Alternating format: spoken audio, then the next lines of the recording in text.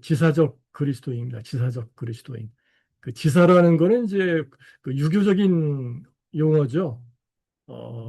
그 소위 그 살신성인하는 공동체의 그 공동체를 위해서 자신을 기꺼이 바치는 그런 인물들을 우리가 지사라고 그러죠. 지사. 김 선생은 굉장히 유교적인 뿌리가 아주 확고한 분입니다. 제가 이제 오늘 말씀드리겠지만 그 유교적인 그 뿌리에 그 바탕을 두고 그 바탕 위에서 기독교 신앙을 그 전개한, 그리고 그러면서 한편으로는 유교의 한계를 기독교로 극복하려고 했던 아주 굉장히 실천적인 지사적인 인물입니다. 그 점을 먼저 모두의 선언적으로 밝혀두고 김 선생에 대한 글을 함께 읽도록 하겠습니다. 어, 그리스도를 만난 조선 선비. 이 제목도 이제 역시 이제 그 유교적인 뿌리를 제가 이제 그 드러낸 그런 소제목인데, 김교신의 어린 시절 그 증조부가 오랜 병환으로 대소변을 가리지 못했다. 그 집안에 수십 명의 하인과 종이 있었음에도 그 수발은 꼭 교신의 목이었다. 증조부가 교신아 하고 부르면 어린아이가 얼른 뛰어가 지푸라기부터 손에 들고 증조부에게 달려가 처리할 할 만큼 오물을 처리하는 거죠. 영특하고 착한 아이였다고 합니다. 그 수많은 종을 밀쳐두고 굳이 어린 증조선을 불러 굳은 일을 맡긴 가문의 분위기, 그리고 이에 솔선하여 응한 김규신의 태도는 그의 남다른 실천 의지와 현장 중심적 성품이 이미 어린 시절부터 형성되어 있음을 보여준다. 제가 김 선생 글을 읽으면서 참그 깊이 느꼈던 거는 김 선생이 정말 지행하별이다. 아는 것이 곧 행동이 되는, 말이 곧 실천이 되는 그런 인물이라는 점이 김 선생 글을 읽으면서 제가 강렬하게 느꼈던 부분이거든요. 물론 그 밖에도 많은 그 인상적인 부분이 있지만 아주 실천적이고 정말 아는 게 곧 행동이 되는 그러한 그 표리가 일치하는 그런 인물이라는 인상을 제가 강하게 받았습니다. 그러니까 그런 천성이 바로 이제 어린 시절부터 이렇게 보인다는 점이 저는 상당히 주목이 되었습니다. 어린 시절 증조부의 오물을 수발하며 손에 쥐었던 지푸라기는 훗날 학원 현장의 빗자루와 성서조선이라는 언론 투쟁의 펜으로 여졌다. 이는 가장 낮고 굳은 현실의 삶을 회피하지 않고 묵묵히 책임을 다하고자 했던 일상 속 철저한 실천 윤리의 원형이었다.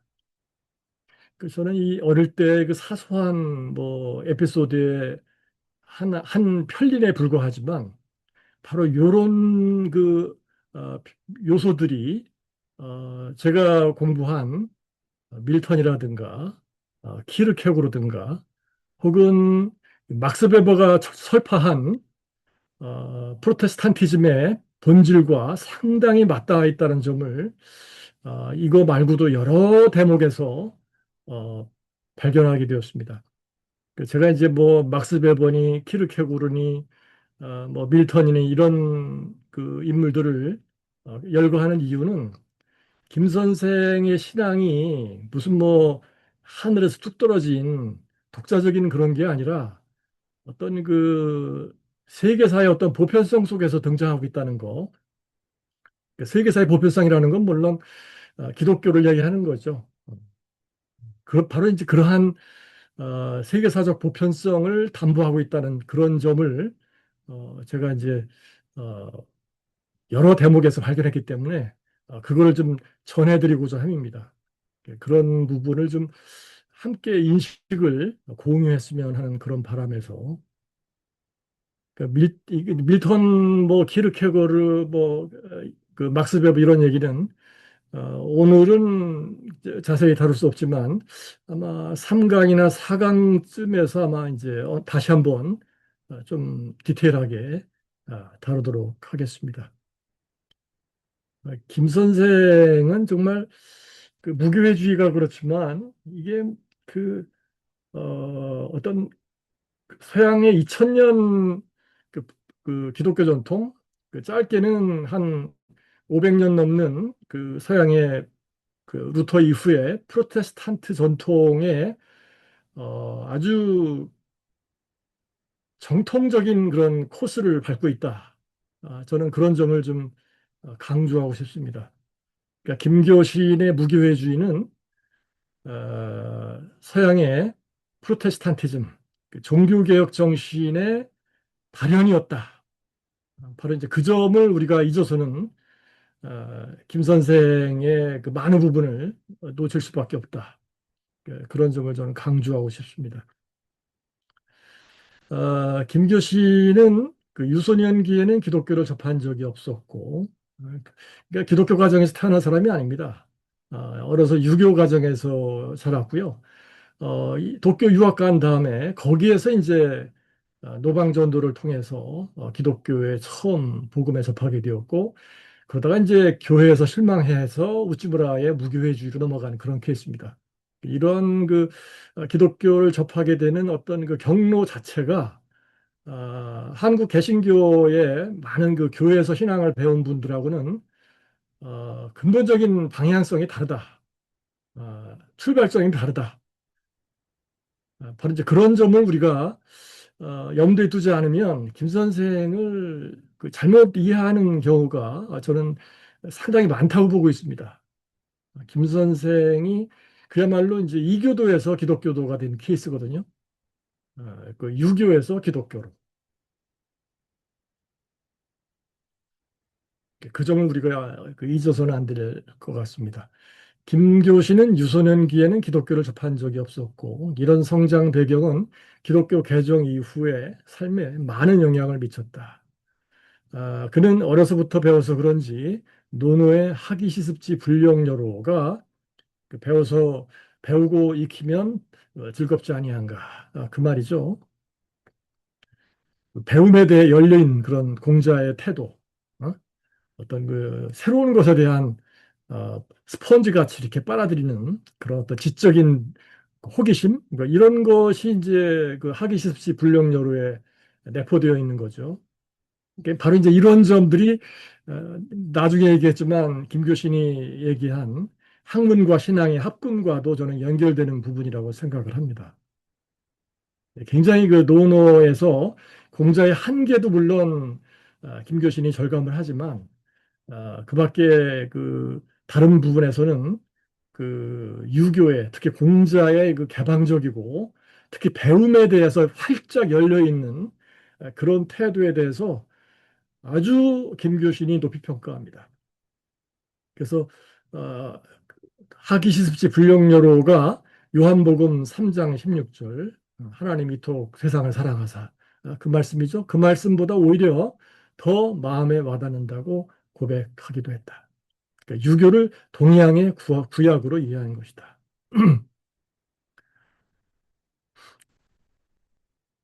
그 함석헌 역시 이게 유교를 동양의 구약으로 이해했다고 그러지만 그 우찌무라의 제자 가운데도 이제 그런 불교를 동양의 구약으로 이해한 그 불교 철학자가 있습니다. 그거는 이제 나중에 또 이제 한 4강이나 5강쯤에 한번 그런 인물이 언급될 수 있을 것 같아요. 한번 그때 가서 보기로 하겠습니다. 상당히 그 무교회주의는 어떤 그 신약 이전에 구약으로서의 그 유교와 불교를 받아들이는 그러한 마음의 그 태도가 있습니다. 그 함석헌 역시 김교신에 관해 공명의 도를 실천하는 도덕적 실천 의지가 강했던 인물이라고 증언했습니다. 그러니까 곁에서 본 인물이기 때문에 누구보다도 더 정확하게 봤다고 볼 수가 있죠. 대구의 성서조선 독자 박윤동. 이 박윤동이라는 분이 이제 성서조선을 창간호부터 그 종간호까지 소지하고 있던 그 딱 두 분 가운데 한 분입니다. 한 분은 박석현 선생이고 또 한 분이 이제 박윤동인데 이런 말씀을 왜 드리냐면 이 성소선 사건 때문에 그 일제가 독자들을 다 검문해가지고 검속해서 성소선을 다 압수해서 다 소각시켜 버렸습니다. 그래서 지금 해방 이후에 성소선을 전지를 확보하는 게 굉장히 어려웠는데 독자들 가운데 딱 두 분만이 1호부터 158호까지 성소선을 전지를 가진 분이 계셔가지고 그 덕분에 우리가 이제 성소선을 받아볼 수가 있는 지금도 볼 수가 있는 거죠. 그리고 여러분 아시는지 모르겠지만 그 홍성의 풀무학교에 이사장으로 계시는 박완 교수라고 아마 경북대 교수 하시다가 이제 은퇴하신 분인데 이 박완 교수의 친할아버지입니다. 박윤동 선생이 할아버지. 그러니까 박완 선생은 할아버지, 아버지, 본인 이렇게 3대가 무교회입니다. 그러니까 이 박윤동 선생이 40년 2월 이분이 이제 고향은 대구지만 그 일본하고 만주를 오가면서 사업을 하셨어요. 그래서 사업차 일본에서 만주 봉천으로 가는 길에 정릉의 김교신 댁을 찾아 하룻밤 유숙했다. 이튿날 김교신은 아침 등굣길에 서울역까지 어, 박윤동을 배웅했다.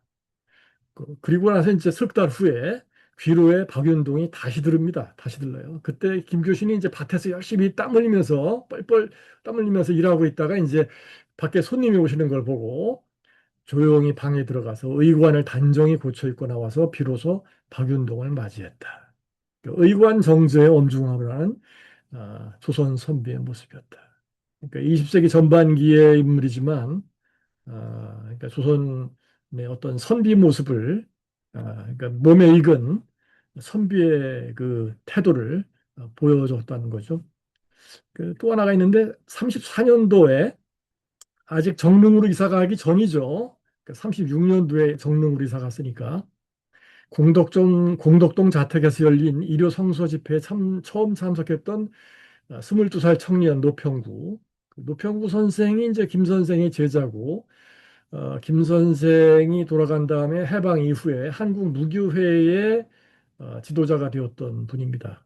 그러니까 성서연구라는 잡지를 46년도에 창간을 해서 1999년까지 반세기 넘게 무려 호수가 500호까지 월간 잡지를 출간을 했습니다.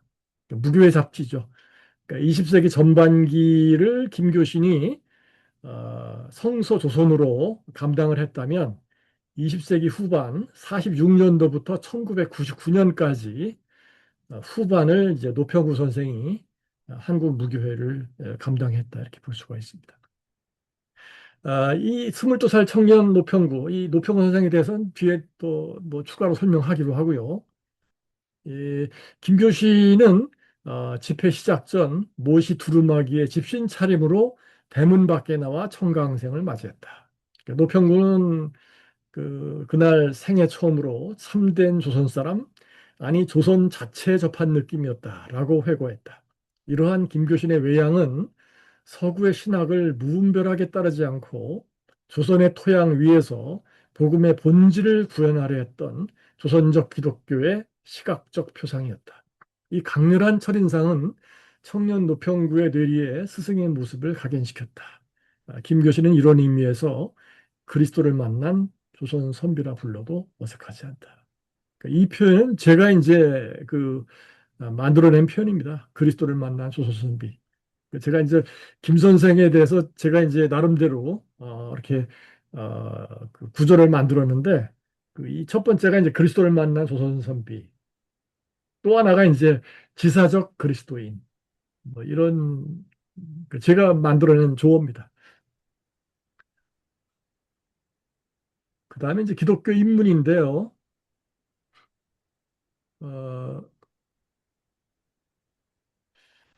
아까 말씀드린 그 노평구 선생이 김교신 선생에 대해서 이제 평가한 대목인데 기독교 입신 무렵인 20년대 시대적 배경을 짚어냈다. 당시는 윌슨의 민족 자결주의와 그러니까 1919년 3.1운동 직후죠. 국제공산주의가 세계를 풍미하던 시기였다. 특히 조선의 지식계급은 앞다투어 진보를 외치며 유교적 구도덕을 버리고 사회주의로 전향하고 있었다. 20살 김교신은 동아시아 최첨단 도시인 도쿄에서 모던보이와 모던걸이 넘쳐나고 카페와 댄스홀의 향락이 만연한 풍조를 목격했다. 도덕적 규범이 급격히 해이해지던 그 한복판에서 김교신은 역설적으로 어린 시절부터 몸에 밴 유교적 엄격성을 더욱 고수했다. 남들이 이미 가졌던 신앙조차 내던지는 때 그는 오히려 유교의 토대 위에서 기독교라는 새로운 문을 열었다. 이는 동시대 청년들과는 궤를 달리하는 선택이었다. 노년의 함석헌은 김교신이 삼선생의 참 김교신에 대한 비유가 참 와닿는 바가 있어서 제가 아주 반갑게 이렇게 인용을 했습니다. 절대자의 엑스레이 앞에 거리낌 없이 서려고 했던 사람으로 회고했다. 자신의 그 영혼까지 다 하나님 앞에서 엑스레이 앞에 자기의 그 모든 영과 육을 다 투과하는 투명하게 드러내려고 했던 그런 인물로 회고했다. 완벽한 인간이라는 의미가 아니다. 인간의 육은 육일 뿐이다. 이거 함선생 표현입니다. 아무리 닦아도 투명할 수 없다. 엑스레이 앞에 서면 그 광선 앞에 누구도 내면의 허물을 감출 수 없다. 함석헌은 김교신이 김교신다운 점은 엑스레이 앞에 기꺼이 서려고 애썼다는 사실이라고 했다. 그 함석헌의 기억 속에 남은 김교신은 숭배자들에 둘러싸인 박제된 성자가 아니었다. 오히려 자신의 육적인 허물을 직시하며 눈물 젖은 얼굴로 더 높은 생명에 이르기 위해 분투하는 겸손한 구도자의 모습이었다. 그러니까 여기 보면 이제 함 선생의 그 직접 인용인데요. 김교신의 인격은 영원히 자라는 것임을 보여줍니다. 늘 항상 그러니까 유교적으로 하면 일신 우일신이죠. 계속 새롭게 하나님 앞에서 자라는 모습을 보여준 것이 바로 김 선생의 모습이다. 그 육은 허물투성이일 수밖에 없지만 마침내 뚫려 비치는 보다 높은 생명에 이르고야 말 것임을 믿은 사람이다. 오 주여 주여 하며 영혼의 의사의 엑스라이 앞에 올라가려고 애써서 그 눈물이 얼굴이 눈물에 젖어 겸손한 그 모습이 그립다. 함석헌은 일부 독자들이 김교신을 우상화하려는 경향을 경계했다. 그는 김교신의 진정한 강점이 완벽함이 있는 것이 아니라 완벽하지 않음을 직시하고도 하나님 앞에 숨지 않으려 한 정직한 태도에 있다고 단언했다. 한마디로 정직과 진실함에 김교신의 그 장점이 있다는 거죠. 이 회고는 김교신을 가장 깊이 이해한 동지가 내린 평가이자 현실적인 인식이다. 자신의 허물을 직시한 채 그대로 절대자 앞에 서려는 태도는 김교신 신앙의 핵심이었다. 김교신은 스스로를 죄인의 괴수이자 가증한 위선자라고 고백하는 처절한 자기 성찰을 신앙의 출발점으로 삼았다. 그 다음에 이제 두 번째, 이게 세 번째인가요? 유교적 가치관의 가정적 실천.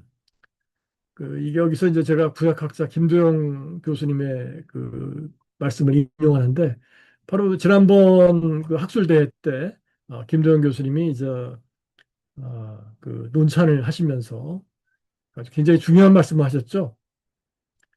구약학자로서 김교신의 신앙이 유교적 바탕 위에서 자란 것은 이스라엘 신앙이 진공 상태에서 태어나지 않고 생겨나지 않고 메소포타미아와 이집트의 지혜 문화를 차용 및 변용하여 형성된 것과 마찬가지로 자연스러운 일이라고 보았다. 그러니까 이 무교회, 무찌무라나 혹은 김교신이 그 유교나 불교를 그 동양의 그 구약이다라고 파악한 그러한 태도가 구약학자 김도영 교수의 눈에는 대단히 자연스러운 일이라는 거죠.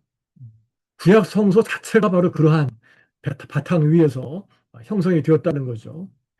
그는 한 걸음 더 나아가 전통이란 타파의 대상이 아니라 복음이라는 씨앗이 심겨야 할 거룩한 토양이라고 단언했다. 그러므로 김교신에게 조선의 재발견은 곧 참된 기독교로 가는 길이었고 조선인으로서 자신의 자아를 부정하는 것은 기독교 신앙을 허무는 것과 같았다.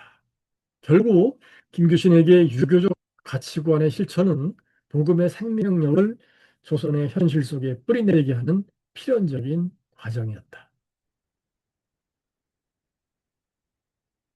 그러니까 김규 시인의 유교적 배경이 기독교를 받아들이게 하는 너무나도 자연스럽고도 필연적인 과정이라는 말씀입니다. 김규 시인은 육아 전통이 강한 집안에서 태어나 어린 시절부터 유학 경전을 익혔다. 기독교에 입문하기 전까지 공자를 삶의 모범으로 삼아 수신에 힘썼던 그는 수신이라는 건 도덕적 완성이죠.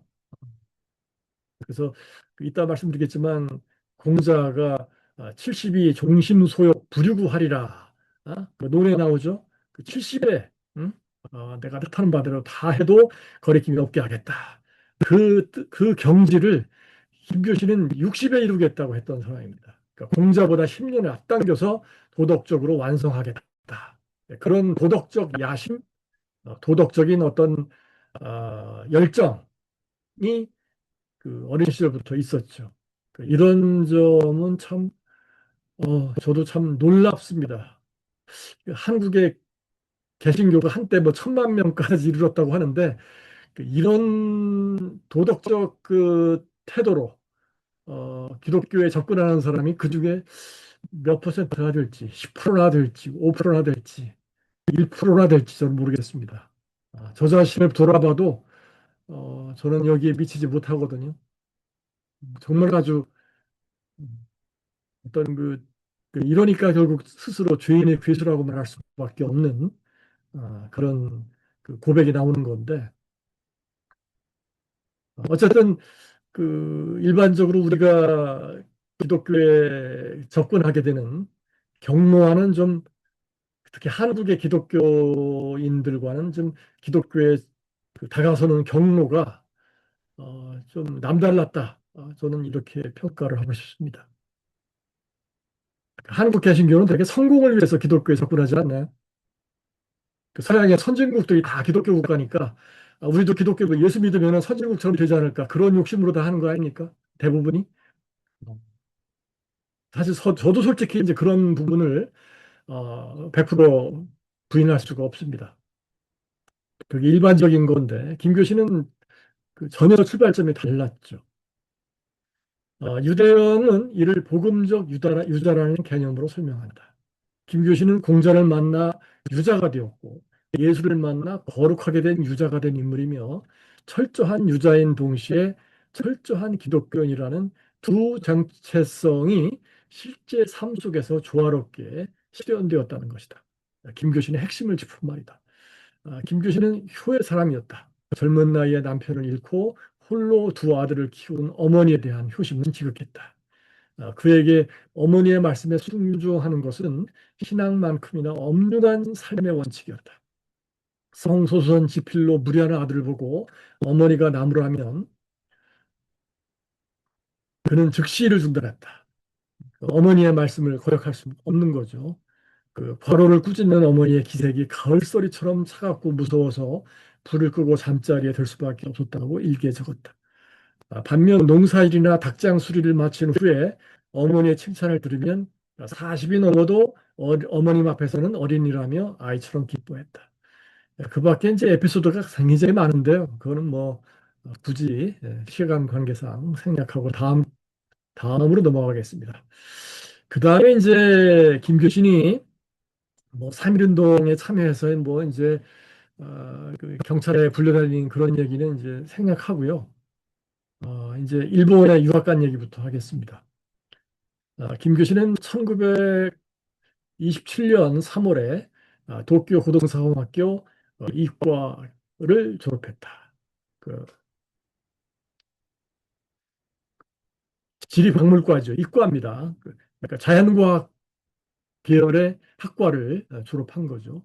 고등사원에서 어떤 교육을 받았는지 직접 남긴 기록은 없으나 양정 제자 김헌직의 증언을 통해 당시의 학풍과 분위기를 짐작할 수 있다.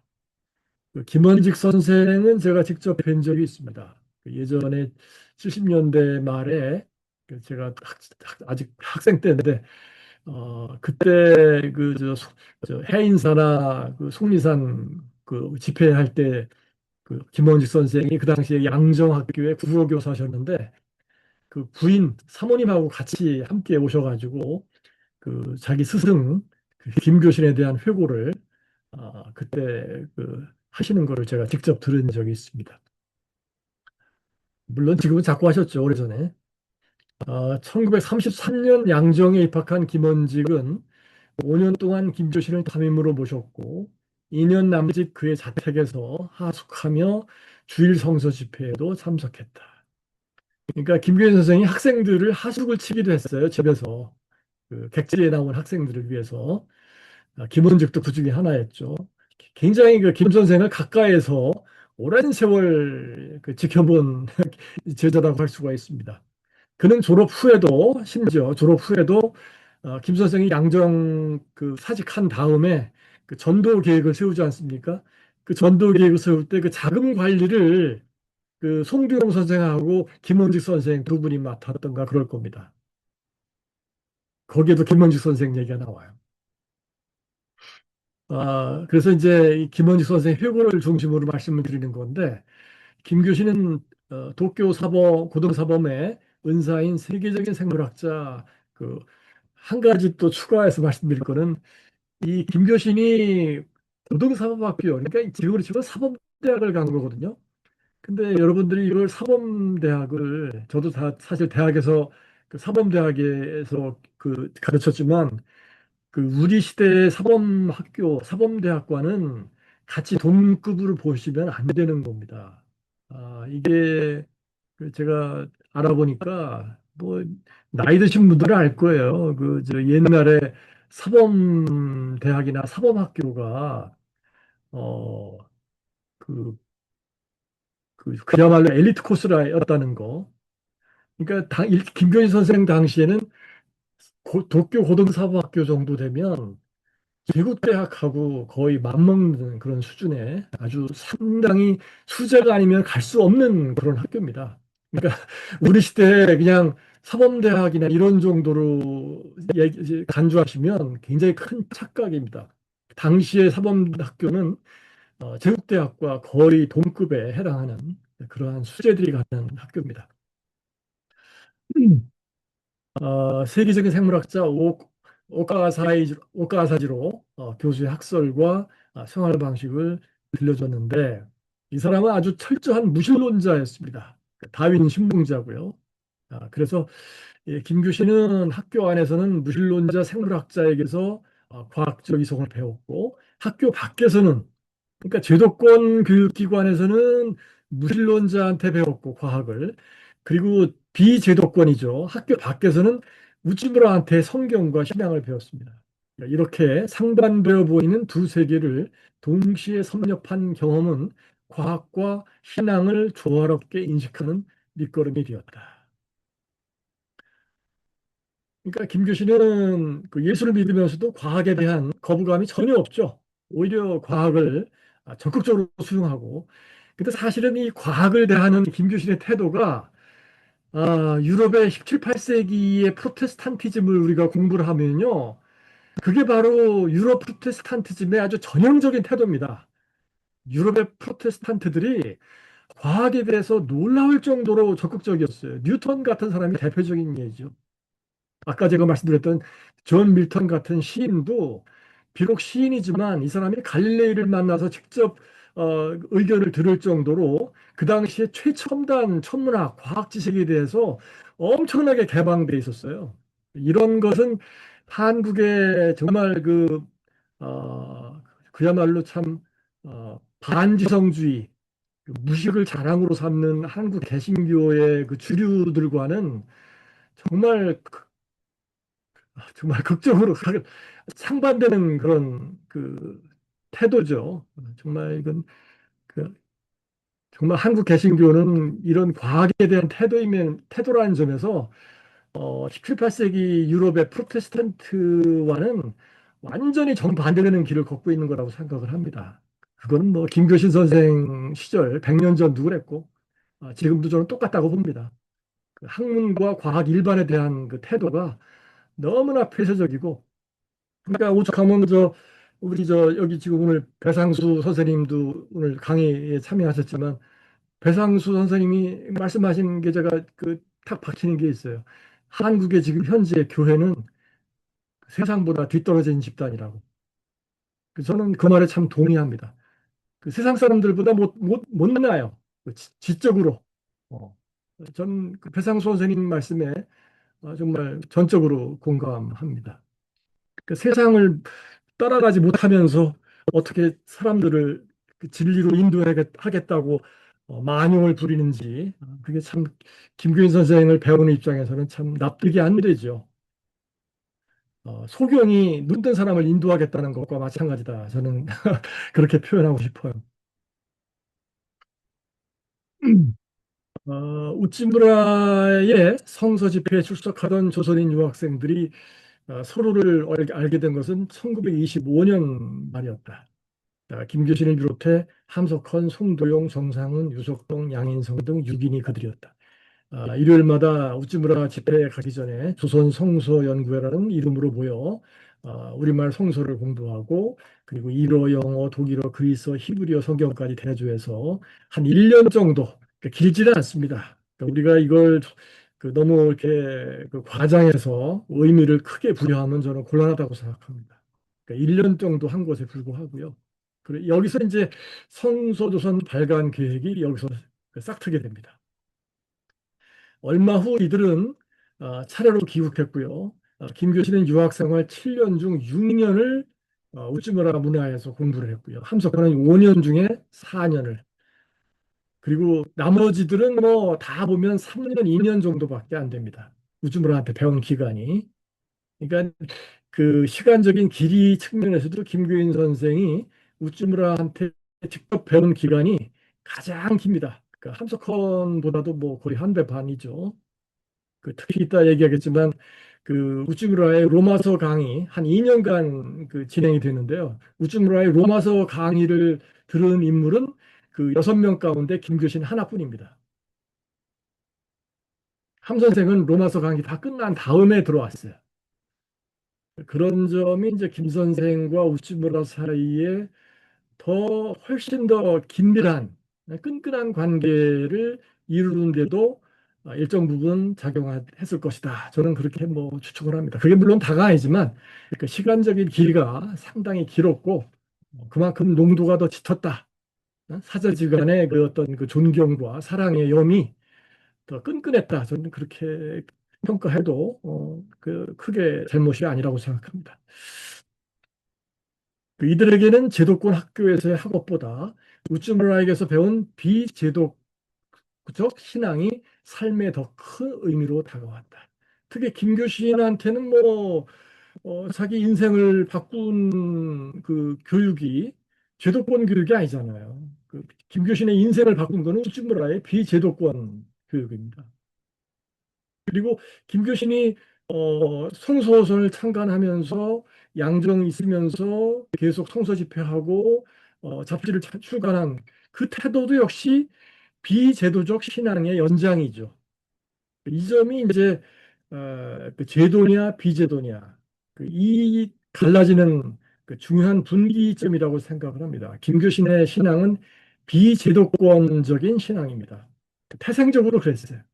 우쭈물한테 그렇게 배웠고 그 배운 대로 양정에서 양정학교의 교사직은 부업으로 생각하면서 오히려 성소선 발간을 주업으로 스스로 간주했습니다. 그런 표현도 직접 많이 했고요.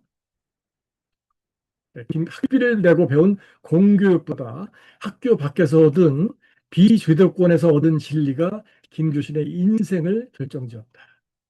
우리가 뭐 여기에 뭐 찬반이 저는 엇갈릴 수 있으리라고 봐요. 뭐 동의하지 않을 분도 있겠지만 저는 뭐 개인적으로 바로 이런 점이 기독교를 정말 진리 자체로서 받아들이게 된 하나의 중요한 하나의 토대가 되었다. 저는 그렇게 판단을 합니다.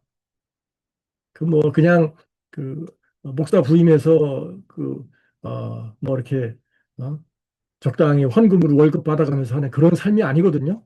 그야말로 자비량으로 철저히 어, 그 생활비는 교직에서 그리고 잡지 발간 비용은 자기 월급으로 뭐 이런 식으로 철저히 제도적인 신앙을 삶을 살았다는 거죠. 그 삶 자체가 비제도적인 삶입니다. 귀국 후 김교신은 생계를 위한 교사직을 부업으로 간주하고 성조 발행과 성서 집회라는 비제도권 영역을 본업으로 삼았다. 본업으로. 여기서 이제 그 무교회 고전 중에 하나가 이제 칼 힐티의 그 행복론이라는 책도 있습니다. 칼 힐티. 칼 힐티가 한 말이 있어요. 스위스의 법학자인데 이 사람도 법학이 본업인데 이 사람은 주업이 부업을 이제 해외 봉사 활동을 했거든요. 근데 칼 힐티 본인이 그랬어요. 자신은 법학이 본업이지만 오히려 법학이 부업에 불구하고 내가 진짜로 하고 싶은 일은 다른 데 있다. 봉사하는 거죠. 이런 것들이 이제 그 어, 칼 힐티 같은 인물이 무교회의 또 고전이기도 해서 함석헌, 뭐 김교신 이런 분들이 다 그 말을 써먹죠. 나는 사실 그 교직은 부업이고 성소조선이 본업이다. 이런 이렇게 비제도권 중심의 삶은 이미 유학 시절부터 예고된 것이었다. 어, 그러니까 교회와 제도의 속박에 갇히지 않으면서도 신앙의 본질을 지키려 했던 무교회주의자의 전형적인 삶이었다. 그러니까 여기서 무교회는 교회를 무조건 반대하는 반교회가 아닙니다. 어? 그리고 제도를 거부하는 반제도도 아닙니다. 다만 교회라든가 제도라는 그 틀이 영혼의 자유를 억압하는 것을 경계했을 뿐이다. 그 제도와 교회로부터의 자유로움, 이것이 바로 이제 무교회주의의 특징이죠. 그다음에 이제 우찌브라를 좀 봐야 되는데, 사실 저는 이 김 선생을 이해하는데 그 여러 가지 단서가 필요한데, 뭐 제가 이제 평소에 강조하는 게 그 서양의 기독교 고전, 파스칼, 밀턴, 칼라일, 뭐 키르케고르 이런 인물들을 모르면 김 선생도 이해할 수 없다. 그런 얘기도 종종 밖에서 떠벌리고 다니는데, 그런 모든 인물들에 앞서서 김 선생을 알기 위해서 가장 먼저 첫 번째로 김교신 이외에 우리가 첫 번째로 알아야 할 인물은 바로 저는 우찌무라라고 생각합니다. 그 우찌무라를 이해하지 못하고 김교신을 말할 수가 없어요. 예, 김교신이 정말 꿈에서까지 그렸던 그런 스승님이기 때문에 어, 그 우찌무라의 그 무교회주의를 창시한 분이죠. 그 창시했다는 말이 참 어폐가 있는데 어쨌든 말인즉슨 그렇단 말입니다. 무교회주의라는 말이 사실 뭐그 루터의 그 종교개혁이 불완전하다는 그 자의식을 가지고 제2, 제3의 종교개혁을 하자는 것이 바로 무교회주의거든요. 프로테스탄티브의 전통을 원칙 그대로 밀고 나가자. 그게 바로 이제 우찌무라의 무교회주의입니다. 어, 일본이 근대 국가로 발돋움한 메이지 유신 100년이 되던 그 1868년이죠. 그게 이제 1968년도 그 유신 이후에 그동안 일본에서 어떤 책이 그 일본인들한테 가장 많이 팔리고 읽혔는가를 조사했는데 여기서 두 권이 그 검사 결과 나타났습니다. 한 권이 바로 우찌무라 간조의 기독교 서적과 나스메 소세키의 문학 작품이었다는 겁니다. 이 얘기는 그 제가 어디서 발굴하는 게 아니고 노무현 선생이 한 말입니다. 그 서양사학자죠. 그 저의 은사기도 한데 어, 이게 참 놀라운 일이죠. 나스베 소새끼는 저도 그 학창 시절에 대학 시절에 도련님 나는 고양이로소이다 이런 거를 소설을 저도 읽었습니다만은 도련님 보짱이죠. 우리에게 잘 알려진 작가이니 충분히 수고를 하지만 우찌무라 간조는 뜻밖이다. 기독교 인구가 1%도 되지 않은 나라에서 더군다나 무교회주의자라고 불린 이 서상가의 책이 그토록 오랫동안 많이 읽혔다는 사실은 시사하는 바가 크다. 우츠무라 간조는 무교회주의 기독교의 창시자다. 그는 서양의 역사 속에서 왜곡되고 굴절된 교파 기독교는 일본의 토양에 적합하지 않다고 보았다. 외국에서 진리의 싹을 받았을지라도 일본인의 마음속에서 배양되지 않는 진리로는 결코 구원을 얻을 수 없다. 일본 기독교는 일본 특유의 관점에서 해석된 기독교 진리여야 하며 어떤 외국인의 중재도 없이 하나님으로부터 직접 받은 기독교여야 한다. 독일을 구원하는 기독교가 루터에서 나오고 영국을 구원하는 기독교가 존 녹스와 밀턴에게서 나왔듯이 아까 말씀드렸지만 우찌무라는 영국의 개신교는 존 녹스와 밀턴 두 사람 위에 서 있다고 이렇게 말을 했습니다. 근데 제가 밀턴을 공부한 입장에서 생각하면 정말 한국 개신교들은 밀턴에 관심이 1도 없더라고요. 정말 야, 역시 참 밀턴은 한국 개신교에는 과분한 인물이구나 하는 생각을 제가 그때부터 지금까지 쭉 하고 있는데 감당하지 못할 그릇이죠. 우리가 어떤 그 진리를 어떤 그 항아리에 있는 큰 물을 쏟아붓는 진리라고 한다면 그 진리를 받는 그릇이 간장 쫑지만 하면 태평양물을 쏟아부어도 내가 받을 수 있는 그 물의 양은 간장 종지만큼밖에 안 되는 거다. 저는 그런 생각을 하고 있는데 참 한국 개신교가 밀턴에 대해서 놀라울 정도로 무관심한 것이 저는 참 저는 불가사의합니다. 참 그 결과가 바로 오늘날 한국 개신교의 현실이 아닌가 싶기도 하고요. 뭐 너무 이제 그 극단적으로 그 제가 논리를 전개시킨 건지 모르지만 어쨌든 저는 개인적인 감상이 그랬어요. 밀턴 전공자로서 한국 기독교가 밀턴에 대해서 너무너무 관심 없는 것이 저는 의외이면서 참 어이가 없었거든요. 우쭈브라는 영국의 기독교의 그 바탕을 이룬 두 인물이 존 녹스와 밀턴이라고 합니다 말이죠. 근데 밀턴에 대해서 이렇게 모른다는 게 관심도 없다는 게 저는 이해할 수가 없더라고요. 어떻게 그럴 수가 있지? 아, 우즈베는 두 개의 제의, 그래서 지저스와 재팬만을 사랑한다고 공언했고요. 그리고 그 신앙의 중심이 하나뿐인 원이 아니라 그 두 개의 초점을 가진 타원과 같다고 설명했습니다.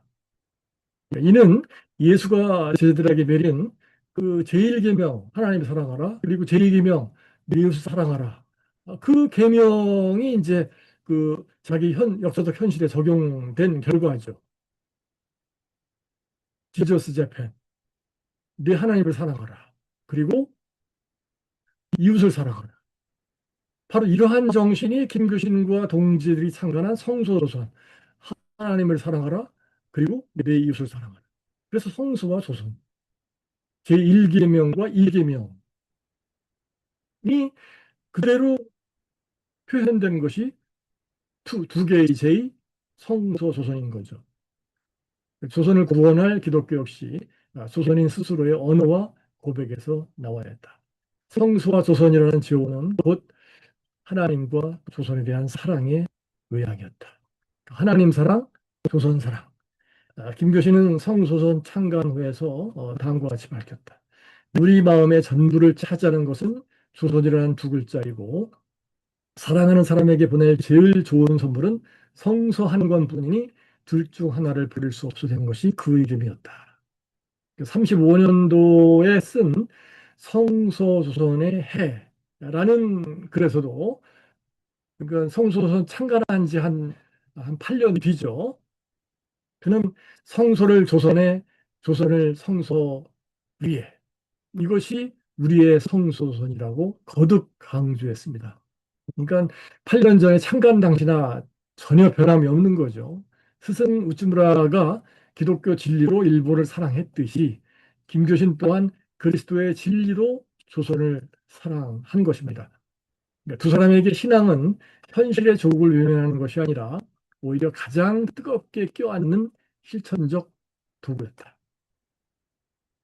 그 다음에 이제 칼라일의 영향인데 그 우찌무라가 이제 그 미국 유학해서 돌아온 다음에 1890년에 그 도쿄의 제1고등중학교 이게 이제 오늘날의 그 도쿄대학 교양학부입니다. 그래서 여기 출신들이 거의 뭐 한 이 학생들 가운데 한 한 90% 정도가 도쿄 제대에 진학하고 나머지가 이제 뭐 교토나 뭐 그 밖에 다른 제국대학에 진학을 했습니다. 그야말로 일본의 뭐 그야말로 수재 중에 수재들만 모인 그런 학교죠. 이 학교도 좀 드릴 말씀이 있는데 사실은 이게 전신이 저 도쿄 영어학교거든요. 전신이 영어학교인데 그 우찌무라가 바로 이제 그 학교를 나왔습니다. 그 우찌무라가 졸업한 다음에 학교 이름이 바뀐 거죠. 그래서 그 학교에서는 완전히 학교에서 모든 생활을 다 영어로만 하게끔 그 요구했습니다. 그러니까 고등학교 때 다 영어로 원서를 읽고요. 기본적으로 대화를 다 영어로 하는 그런 식의 스파르타 교육이 이 우찌무라가 이제 영어를 굉장히 잘하잖아요. 영어로 시도 쓰고 말이죠. 그 영어로 저작도 내고 그 영어로 쓴 저작이 다 또 유럽에 읽히기도 하고 다 그런 맥락입니다. 그러니까 대단히 우즈무라가 다녔던 어렸을 때 다녔던 10대 때 다녔던 학교가 바로 요 도쿄 제1고등학교의 전신입니다. 영어학교. 그가 부임한 직후에 교육치고가 선포되었고 이 교육치고 봉배식이라는 것이 이제 거행이 됩니다. 그러니까 학교에서 이제 조회 때 그 차례로 올라가서 머리를 조아리는 의식이에요. 그 일본 사람들 조아리는 그 의식 있잖아요. 45도 각도인가요? 각도로 딱 허리 굽히는 거.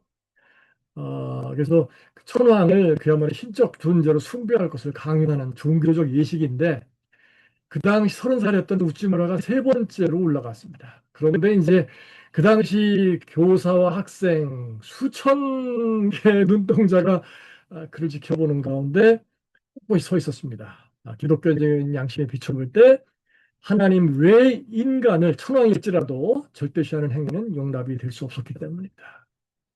그래서 우치무라가 그런데 이런 행위를 꼿꼿이 섰던 그 행위가 직접적인 계기가 된 것이 스스로 말하기를 바로 토머스 칼라일의 크롬의 전기였다고 스스로 얘기를 했습니다. 이 우치무라 간주의 얘기입니다.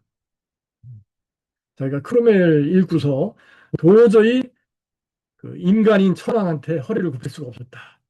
양심에 속일 수가 없었다. 그 얘기를 하죠.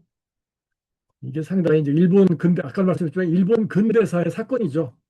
천황이라는 그 절대권을 가진 신격화된 인간에 대해서 하나님이 아니라는 기독교 이름으로 거부했다는 거.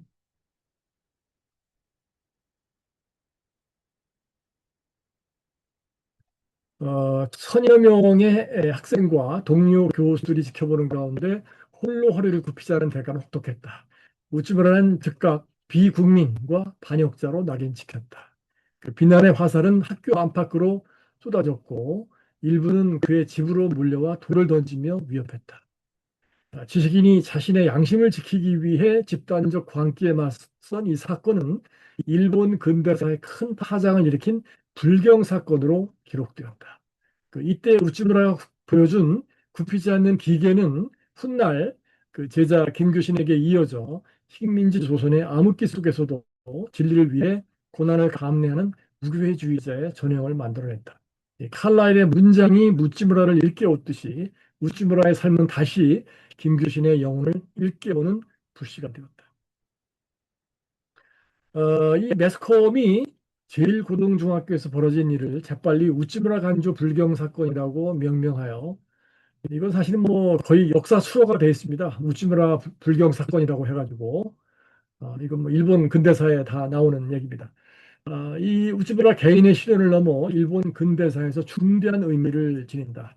국가가 신성 불가침으로 규정한 천황에 대해 한 개인이 하나님이라는 보편적 진리를 근거로 노라고 외친 실존적 저항이기 때문이다. 이 사건은 현세 권력을 절대화하는 집단적 관행을 거부하고 세상의 모든 권위를 상대화할 수 있는 영원한 진리가 존재함을 온몸으로 증명한 사건이었다. 그래서 우찌무라의 이름은 반역자의 대명사가 되었고 여행 중 투숙조차 거부할까 봐 가명을 써야 할 만큼 고립이 되었다. 그 여관에 투숙할 때 숙박비 이름 쓰잖아요. 그 이름에 우즈무라 간조라고 쓰면 이제 그 여관 주인이 알아보고 신고하면 그 돌 맞을까 봐 테러 당할까 봐 이 와중에 이제 도망다니다가 폐렴까지 겹쳐서 죽음의 문턱까지 갔으나 진정한 비극은 그가 실족한 직후에 찾아왔다. 그 폐렴에 걸린 그 우찌무라를 간호하던 아내 가츠코가 남편과 같은 병으로 쓰러져서 세상을 떠났습니다. 사회적인 매장, 뭐 취직도 다 못 할 수 없죠. 거기다가 병까지 걸려, 그리고 사랑하는 아내가 또 죽어. 이거 뭐 다 자기가 그날 봉배식에서 허리를 굽혔으면 겪지 않아도 될 그럴 고통이었거든요. 그 양심을 지킨 그 대가가 그렇게 쓰라린 거죠.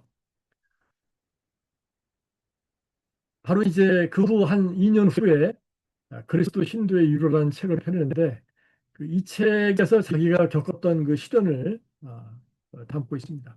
그 첫째, 1장이 사랑하는 사람, 자기 아내의 죽음을 다뤘고요. 그 다음에 제2장이 고향 사람들로부터 버림받았을 때. 그러니까 사회적인 비난이죠. 그 이웃이 다, 심지어 학교도 다 자기를 비난했으니까. 그리고 3장에서 그 당시 교회도 우찌무라를 외면했어요. 그 당시 일본 교회도.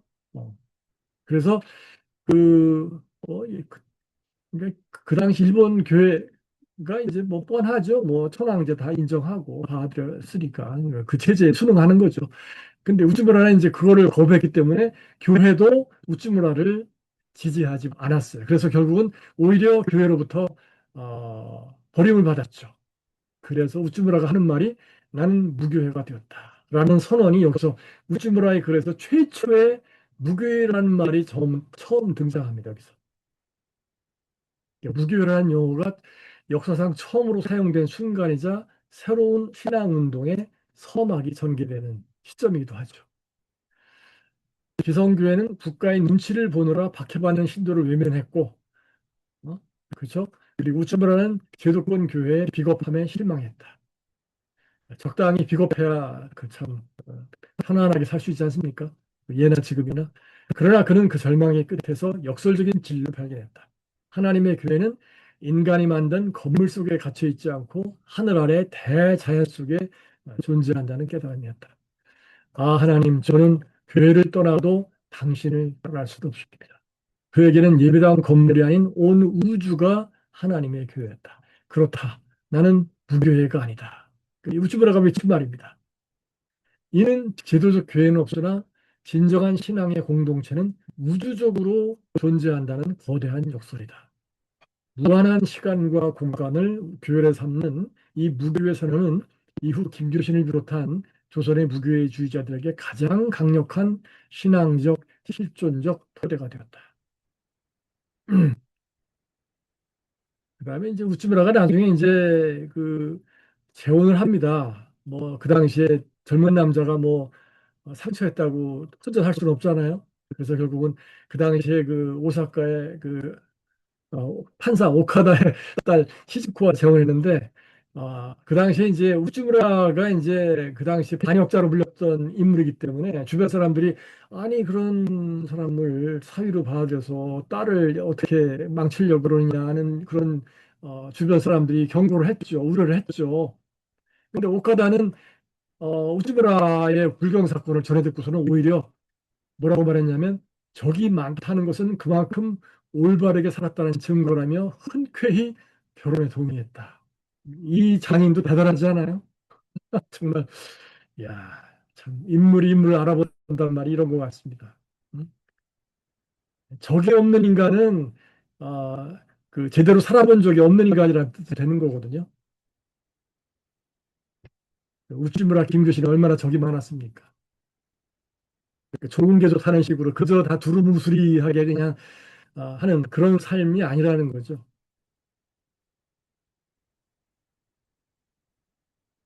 그 다음에 이제 저작 활동인데 그 우찌무라가 이제 취직도 안 되니까 이제 글밖에 쓸 게 없어요. 할 게. 그 뭐 어느 직장에서도 받아주질 않으니까. 그래서 한동안 우찌무라가 이제 그 공백기에 저술 활동을 했는데 그 저술 활동 덕분에 우리가 이제 우찌무라의 그 사상을 그 신앙을 글을 통해서 접할 수 있는 귀한 계기가 되었죠. 그 우찌무라가 그때 안 잘렸으면 이런 책을 안 썼을 거 아닙니까? 참 그 하나님이 하시는 일은 참 인간의 그 머리로는 이해할 수가 없습니다. 우찌무라가 참 편안하고 안락한 삶을 살았더라면 우리가 우찌무라의 그 사상, 내면 세계를 어떻게 알았을까요? 그래서 뭐 그리스도의 신도의 이유로 구원록, 전도의 정신, 지리학고, 후세에 남길 가장 큰 유물, 나는 어떻게 크리스천이 되었는가 이런 책들을 잇따라 출간했습니다. 그래서 아주 고난의 시기에 기독교 고전들이 이 시기에 폭발적으로 탄생했고 아까 처음에 그 1800, 1968년도에 메이지 유신 100주년을 기념해서 일본 국민들한테 가장 널리 읽힌 책들이 바로 다 이런 것들이죠. 어? 바로 이런 책들이 이제 일본 국민들한테 읽혔다는 얘기입니다. 구안록은 이제 그 우즈무라가 회심하게 된 그 과정을 그 적은 거고요. 이 전도의 정신이 이제 사실 그 오늘날 21세기에 한국에 뭐 한국에 요즘 그 다들 뭐 인구의 한 70% 이상이 다 대학 졸업 아닙니까? 그 고학력 시대 그 우즈무라가 말하는 그 전도의 정신이 굉장히 울림이 저는 크리라고 봅니다. 건물이 아닌 우주가 하나님의 교회다. 그래서 이게 우주라는 전도자가 신학에만 매몰되는 것을 굉장히 경계했습니다. 다방면의 세상 지식을 갖출 것을 강력히 권고했습니다. 신학만을 아는 전도자는 저는 이게 참 뼈 때린 얘기라고 생각하는데 신학만을 아는 전도자는 신학생의 교사밖에 될 수가 없다는 겁니다. 예? 목수, 미장이, 농민, 서민, 학자, 정치가 이런 평신도의 지도자가 되려면 이 평신도들이 접하는 세상의 모든 학문을 두루두루 다 섭렵을 해야 된다는 얘기입니다. 우쭈브라는 특히 그 중에서 네 분야의 지식을 권장했습니다. 특히 첫째가 경제학과 사회학, 사회과학이죠. 둘째로 하나님의 피조세계인 자연과학, 그 다음에 인문학 가운데 특히 역사학. 그러니까 이게 우쭈브라는 그 대학 시절에 삿포로고등학교인데 자연과학을 전공했습니다. 그러니까 이걸 우리가 참 우쭈무라가 놀라운 점, 김교신도 마찬가지로 자연과학을 전공하지 않았습니까? 그런데 그 우쭈브라는 해양 생물학입니다. 전공이. 자연과학을 전공했지만 우쭈브라는 미국 유학 갈 때 에드워드 기본이 쓴 로마 제국 쇠망사 한 권만을 챙겨갔을 정도로 역사를 굉장히 중시했습니다.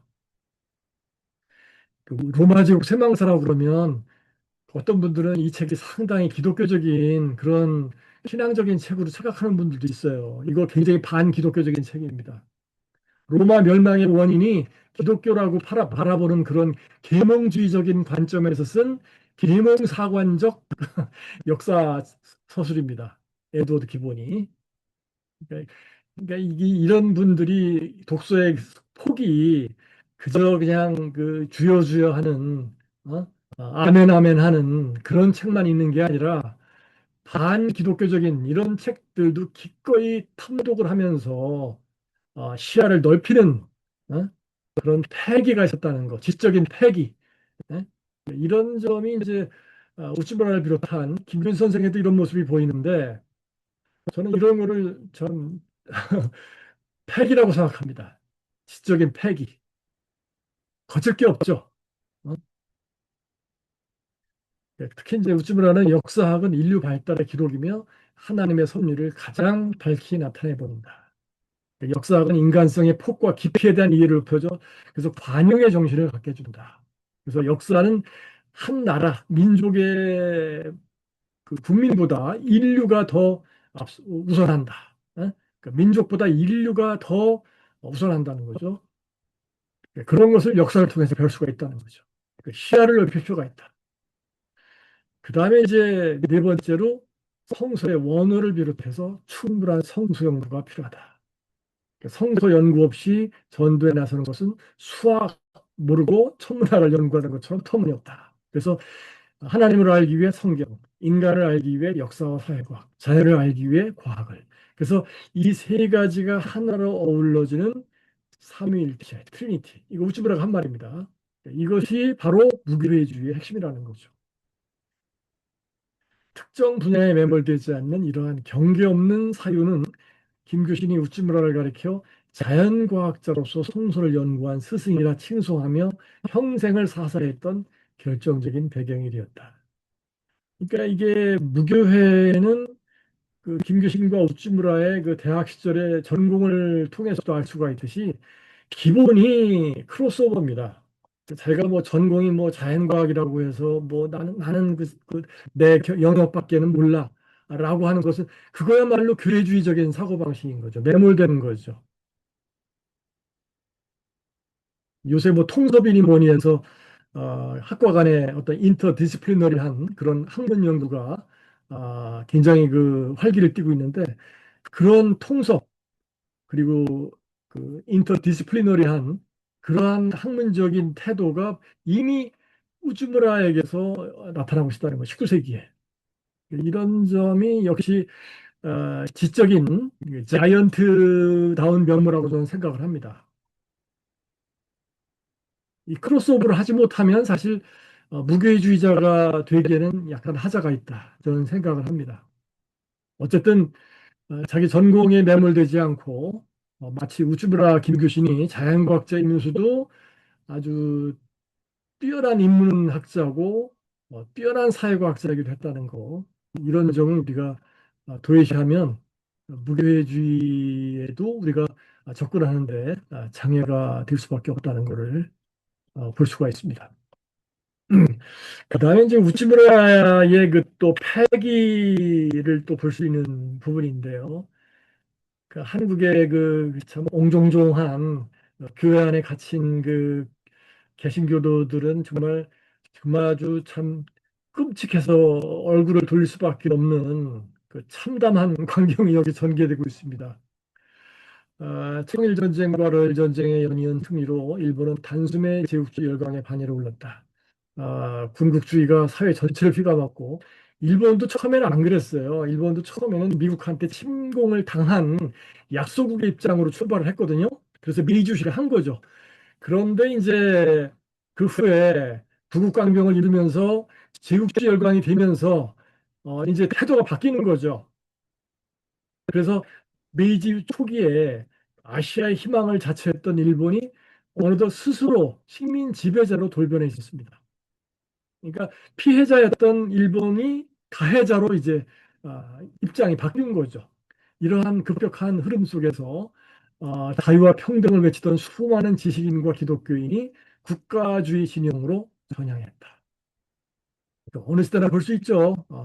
그 힘센 자, 돈 가진 자, 권력 가진 자한테 양심을 팔아가면서 쫓아가는 그런 세태가 뭐 어제 오늘 일이겠습니까?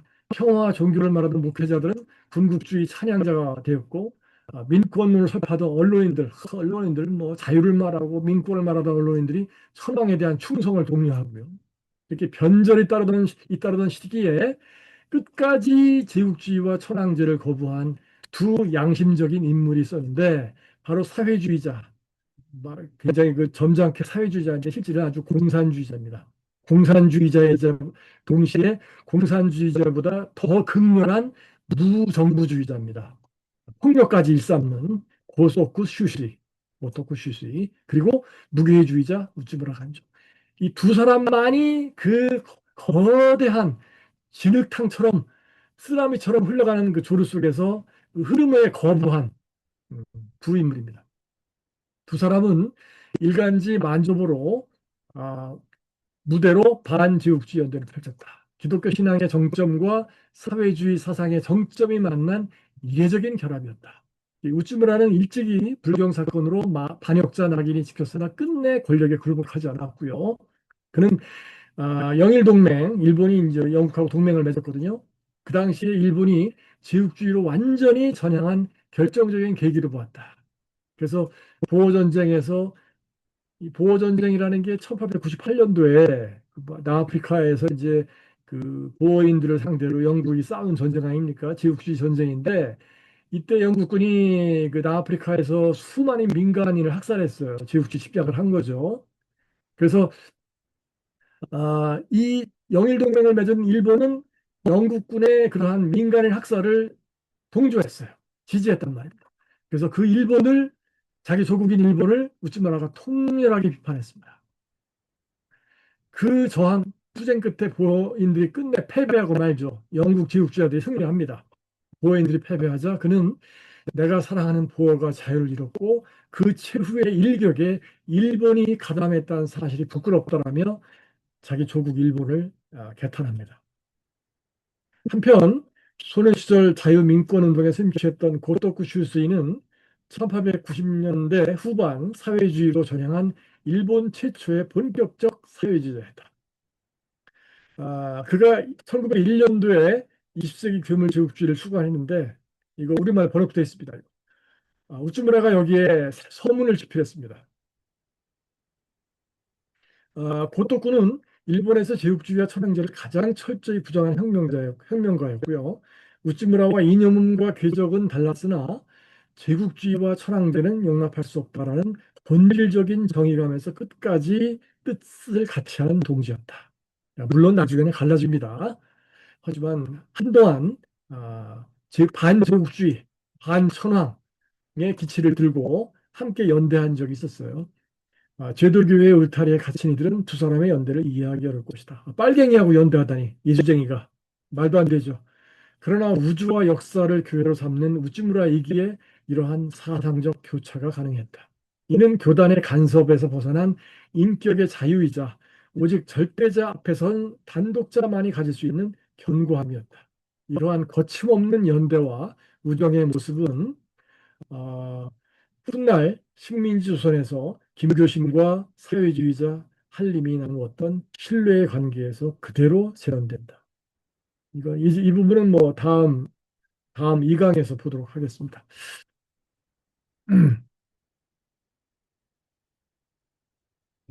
우찌무라나 김교신의 이런 모습들을 보면 참 아까도 말씀드렸지만 패기, 참 호방하다, 호연지기, 호탕하다,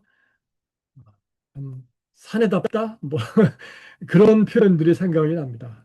참 정말 대장부 같은 그런 모습들이죠.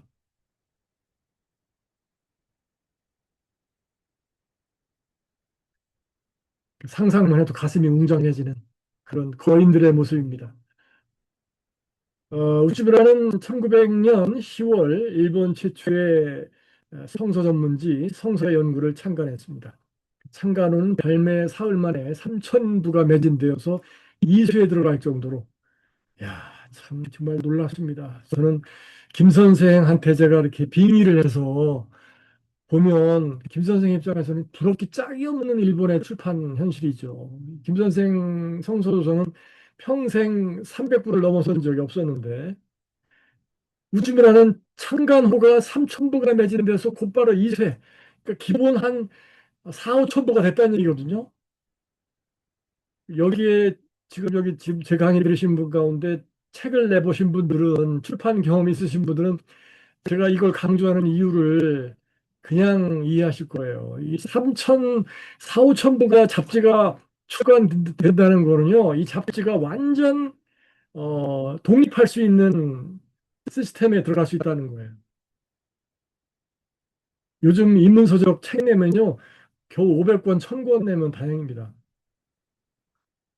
그 유동규 교수님이 내신 이번에 그 김교수 선생 책도 1,500권 내셨다고 그러더라고요.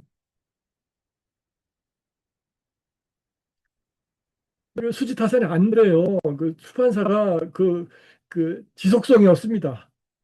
지속할 수가 없어요. 지속 가능성이 없는 출판 규모입니다. 그런데 4, 5천 부가 되면 충분히 그 사람 써가면서 전문적인 그 편집 인력 쓰면서 잡지를 풀어나갈 수가 있는 그런 수준인 거죠. 규모가. 그러니까 규모의 경제가 되는 겁니다. 그러니까 김 선생은 뭐 평생 양정에서 교사하면서 월급 타가지고 그 월급에 제가 보기에는 한 절반 이상을 출판 비용으로 쓰셨던 것 같은데 우즈무라는 전혀 그럴 필요가 없었어요. 4, 5천 부 출간이면요, 잡지 갖고 생활도 할 수 있습니다.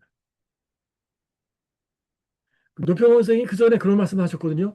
노평원 선생이 해방 후에 이제 46년도에 성소연구를 잡지를 내셨는데, 그 잡지를 평생 한 4, 500부밖에 출간을 못 하셨어요. 잡지 발간 부수가 4, 500부. 근데 노평원 선생님이 뭐라고 말씀하셨냐면 그 활자 더 있습니다. 한 800부 정도만 추가를 해도 내가 먹고 살 수는 있겠는데 그런 말씀을 하신 게 있어요. 최소한도의 목구멍에 풀칠을 할 수 있겠다 그런 뜻이죠. 야, 근데 참 일본은 지금도 그렇습니다. 일본은 출판이 한국보다 10배 규모예요. 그 동그라미 하나. 그 책을 한 권 내면 한국의 저자가 100만 원 받잖아요, 인세로. 그 일본 저자는 같은 수준의 책을 내면 1000만 원 받습니다. 한국 저자가 1000만 원 받잖아요. 일본 저자는 1억 받습니다. 100년 전이나 지금이나 똑같아요. 한국이 인구도 적지만 한국은 책들을 안 읽어요. 책을 안 사봐요. 이게 참. 요즘은 더군다나 이제 인터넷 시대가 되고 이제 다들 폰만 들다 보니까 책을 정말 유튜브만 보지 책을 안 보는 시대가 돼버렸습니다. 갑자기 얘기가 딴 데로 샜는데 어쨌든 만년에는 4, 5천 부 수준으로 안정되었다.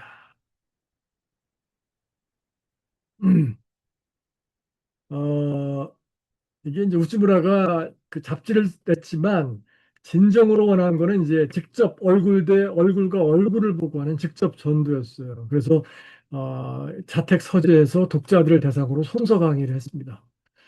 그리고 1909년도에 이 가을이죠. 우찌무라 성서연구에 결정적인 변화가 나타납니다.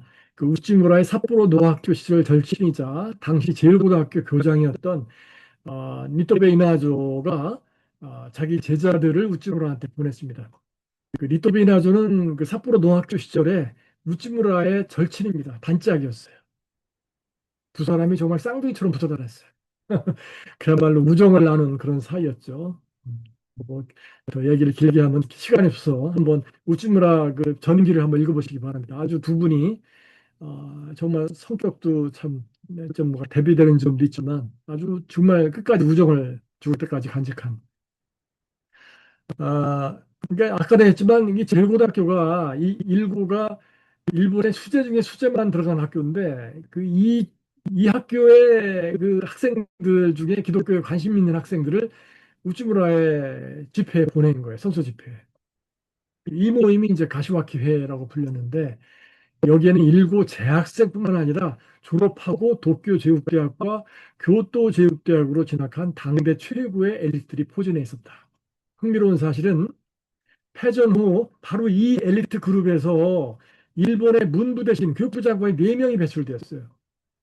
그 생각해보면 과거 불경 사건으로 인해 교육계에서 일본 교육계에서 교육치고에 대해서 반발한 거 아니에요. 그죠? 교육치고에 대해서. 가장 위험한 반역자로 낙연시켰던 우찌무라의 문화생들이 훗날 일본 교육의 최고 책임자가 된 것은 역사의 거대한 역설이 아닐 수 없다.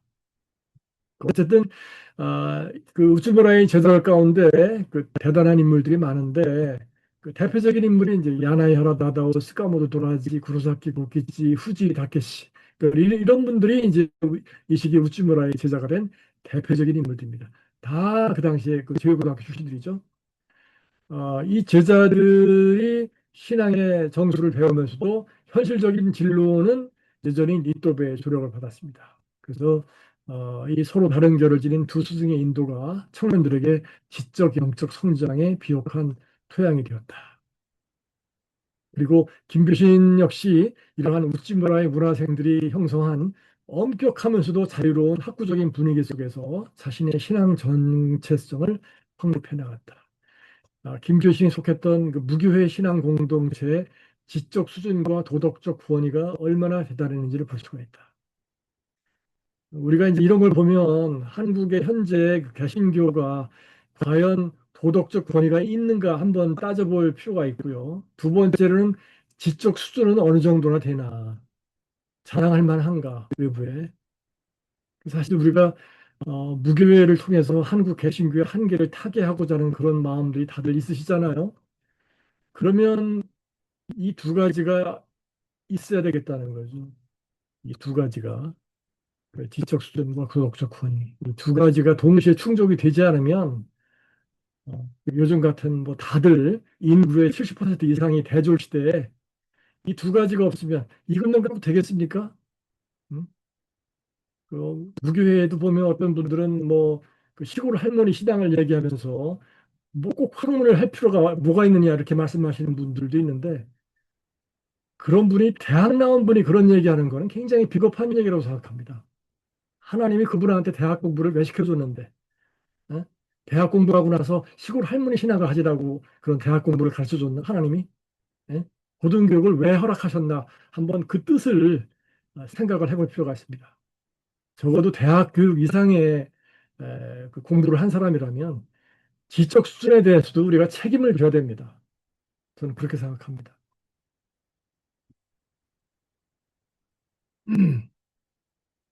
그다음에 이제 우찌무라와 김교신의 만남인데 김교신은 1920년 불공대천의 철심을 품고 같은 하늘을 그 둘 수 없다. 그러니까 뭐 철천지 원수란 얘기죠. 조선을 짓밟은 일본에 대한 그의 감정은 오직 적개심, 학문을 배워 일본을 넘어서겠다는 청년 김교신의 결이었다. 그렇게 분노로 끌어오르던 내면은 우찌무라를 만나면서 근본적으로 변화하게 됩니다. 김교신은 우찌무라를 가리켜 머리털부터 발톱까지가 전부 참 애국자의 화신이라고 표현했다. 그가 스승을 사사하게 된 최초의 동기는 신앙적 차원을 넘어 온 국민의 오해와 박해 속에서도 정의와 진리의 높은 이상으로 자유와 민족을 사랑한 기사의 면모에 매료되었기 때문이다. 김교신은 진리로서 조국을 섬기고자 하는 우찌무라에게 거부할 수 없는 끌림을 느꼈고 자신 또한 진리로서 조선을 사랑하리라는 결심을 굳혔다. 이후 그는 흔들림 없이 우찌무라를 스승으로 모신다. 김교신은 21년 1월부터 약 6년 3개월 동안 우찌무라 문화에서 신앙을 연마했다. 우찌무라를 일본 제국주의에 반대하고 자주적 신앙을 주장한 진정한 애국자로 이해하면서 김교신은 참된 그리스도인이 되는 것이 곧 도탄에 빠진 조선을 구하는 길이라는 확신을 얻었다. 김교신 식민지 청년으로서 침략국의 임무를 스스로 삼은 것에 대한 거부감은 찾아볼 수 없었다. 오히려 그는 스승의 가르침을 받는 자리가 송구할 따름이었다. 이게 무슨 말이냐면 로마서 강연을 이제 한 2년 동안 하게 되는데 그 1회부터 60회까지 김교신이 하나도 안 빠지고 들었습니다. 늦게 가면 좌석도 없고 해서 김교신은 강의 한마디도 놓치지 않기 위해 매번 시작 30분 전에 맨 앞줄 정중앙에 한마디도 놓치지 않으려고 열심히 들었어요. 그런데 그 간절한 학구열 한편에는 늘 송구한 마음이 자리했다. 이 강연은 우찌무라가 사랑하는 자기 일본 동포들을 위해 마련한 자리였기 때문이다. 일본의 애국자가 잃어버린 양을 찾기 위해 온 힘을 쏟는 자리에 조선 사람이 자리를 차지하고 있는 것이 송구스러웠다. 그는 할 수만 있다면 앉아있던 자리를 일본 청년에게 양보하고 의자 다리 밑에 엎드리거나 천장에 구멍을 뚫고서라도 듣고 싶은 심정이었다. 복음서에서 인용하는 거죠. 이러한 김교신의 태도는 스승의 애국심에 대한 최고의 예우이자 진리 앞에 자아를 한없이 낮춘 구도자의 진면목이었다. 일본에는 진리를 바탕으로 한 이러한 애국자가 있는데 조선에는 왜 없는가? 김교신의 가슴 속에는 이러한 자책과 함께 무거운 책임감이 싹 텄다. 이건 제가 상상한 겁니다. 김교신의 말이 아니고 저는 이랬으리라고 생각합니다. 김교신의 마음속에 스승 우치무라가 성소로 일본을 일깨웠듯이 자신 또한 성소로 조선의 영혼을 깨우겠다는 결이었다. 이 결단은 평생 변하지 않는 그의 삶의 나침반이 되었다. 훗날 수많은 탄압과 재정적 난관 속에서도 끝까지 놓지 않았던 힘은 바로 도쿄에서의 운명적인 만남에서 시작된 것이었다. 김교신이 거의 다 됐는데 조금만 더 하겠습니다. 김교신이 우찌무라의 로마서 강의를 청강한 것은 이게 우찌무라가 뭐 재림운동한 얘기는 뭐 생략하고요. 21년 1월부터 이듬해 가을까지 약 2년간이었는데 이 시기에 김교신이 이제 그 수험생에서 대학생으로 이게 신분이 바뀝니다. 그래서 21년도 도쿄 고등사학교 영어과에 입학하면서 유학생으로서 신분을 확립했습니다. 그래서 그 2년간은 그러니까 처음 1년간은 수험생으로서 그 참여했고 그다음에 로마서 강의 후반부는 그 대학생으로서 그 청강을 한 겁니다. 그 2년은 그의 인생에서 다시 돌아오지 않을 황홀한 독서의 시기로 했다. 그는 이때 구한록, 종교와 문학 등 우찌무라의 저작들을 탐독했는데 그러니까 김규 선생도 보면 그 우찌무라의 독서 문학을 그대로 다 따라가면서 했더라고요. 예? 어찌나 몰입했는지 식사조차 잊은 채 단숨에 읽어 내려갔다. 그야말로 황홀한 독서죠. 젊은 시절 이런 시절이 다 있지 않습니까? 20대 때 특히. 20살 청년 김교신은 우찌무라의 글과 강의를 통해 정신적 갈증을 해소하며 신앙의 골격을 세울 수 있었다. 젊은 날의 이 뜨거운 독서 체험은 그의 인생을 송두리째 바꿔놨다. 김교신의 인생을 바꾼 거는 사실 스승도 있지만 그 독서 체험이죠. 또 하나는 그 책으로 인생을 바꿔본 경험이 있기 때문에 그가 성소조선이라고 하는 출판 사업에 인생을 건 거죠. 그 책의 귀중함을 아는 인물이기 때문에 그 출판에 그렇게 목숨을 걸다시피 한 거라고 저는 판단을 합니다. 훗날 조선성소연구회를 결성한 6인 중 우찌무라 사상의 정수인 로마서 강의를 처음부터 끝까지 직접 수강한 이는 김교신 뿐이었다는 사실은 시사하는 바가 크다. 다른 동인들은 이 역사적인 강의가 끝난 후에야 우찌무라의 문화로 들어왔다.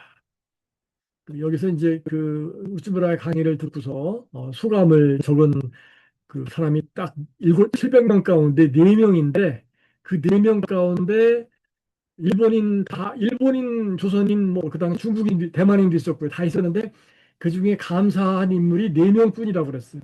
사람이 참, 그러네. 700명 중에 4명밖에 없다니 참 뜻밖이네요. 그 4명 가운데 그 한 사람이 바로, 김교신입니다. 김교신. 그래서 우찌무라가 얘기했죠. 나를 가장 잘 이해할 사람이 조선에 나올 것이다. 라는 예언이 이제 적중했다. 그 다음에 이거는 우찌무라와 이 간동 대지진인데요. 이거는 그 1923년이 그 간동 대지진이 일어난 해인데 2023년도에 100주년을 기념해서 그 일본 학계에서 우찌무라의 그 간동 대지진에 대한 태도에 대해서 상당히 그 공격적인 비판적인 그러한 논문들이 나왔어요. 그 홍익표 교수죠 아마 그분이 홍익표 교수, 홍익표 목사 이분이 이제 교수 이분이 하셨는데 제가 이제 그거를 그 취합을 해서 그 너무 좀 한쪽으로 쏠리는 듯한 그런 그 논문이라고 판단이 되어서 제가 이제 좀 정리를 좀 해봤습니다. 10만여 명의 목숨을 앗아간 대참사였는데 이건 일종의 이제 학문적인 저의 어떻게 보면 반론적입니다. 저는 그 무교회 쪽에서 여러 가지 그 교회 쪽의 공격이나 비판을 받는 경우가 있는데, 우리가 어떤 그 도덕적 권위뿐만 아니라 지적 권위를 우리가 가지려면 바깥 세계에서 특히 교회 신학자들 이런 분들이 무교에 대해서 공정한 비판을 하는 것은 수용하되 납득 안 되는 그 부당한 비판이라면 거기에 대해서 대응하는 것이 그, 그- 그 학문적으로 올바른 태도라고 생각을 합니다. 그걸 못하면 그거는 그 비판을 인정한다는 얘기밖에 안 되거든요. 저는 한국 무교의 일부 몇몇 분들에 대해서 참 그런 거 좀 납득을 할 수가 없어요. 왜 이렇게 잠잠하지? 이렇게 무교에 대해서 공격을 하고 그러는데 자기 스승에 대해서 우즈모라나 김교수에서 공격을 하는데 이렇게 잠잠하고 침묵을 지키고 있는 거는 그게 다 옳다는 얘기인가? 네? 침묵이 금인가? 저는 그렇지 않다고 봅니다. 학문적으로 반론을 제기할 것은 반론을 제기해서 우리의 입장을 설파하는 것이 또 우리에게 주어진 의무라고 생각을 합니다. 그게 이제 학문과 신앙의 합금의 열매죠.